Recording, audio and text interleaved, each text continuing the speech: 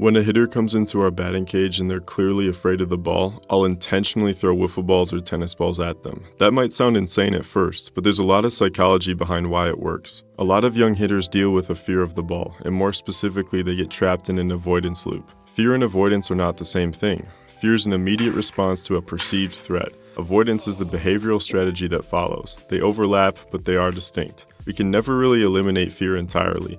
The goal should be to change what the hitter does in response to it. What often happens is this: the hitter sees the ball coming inside, fear spikes, they jump out of the way, and then they feel relief. That relief is powerful because it teaches them that escaping worked. So now the body starts to habitually avoid the ball. That's why these habits become so sticky. The player is not randomly stepping out, they're being psychologically reinforced to do it. This is exactly why avoidance maintains fear. It prevents the hitter from ever learning a new response. The body keeps choosing short-term safety even when that choice creates long-term problems in the swing.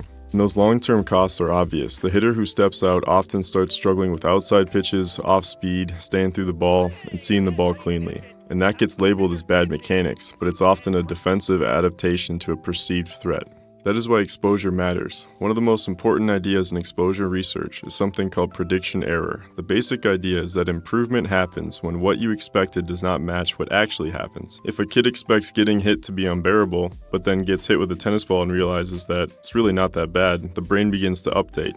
That's where the real change starts happening. Anxiety changes performance. It changes tension, timing, attention, and movement quality. So if a hitter looks great off the tee but falls apart once the machine gets turned on, or the ball starts coming inside, it doesn't necessarily mean the swing is bad. It often means the mind's avoidance loop is engaged. That's why another huge piece of this is acceptance. A lot of players get stuck because they're trying to control too much. They want certainty. They want to know the pitch won't hit them. They want to feel safe before they commit to swing. But that desire for control often becomes the very thing that traps them. It creates a short-term comfort, but long-term dysfunction. This is where some of the Eastern philosophy actually becomes very useful. The Taoist idea of Wu Wei is often translated as effortless action, but a better way to think about it is non-forcing. It's the idea of aligning yourself with reality instead of fighting it. And in hitting, reality is this: you do not control where the ball goes. The pitcher does. Once a hitter accepts that, rather than constantly resisting it, they often become much freer and more effective. Avoidance is not random, and it is not weakness. It's a highly organized self-defense strategy.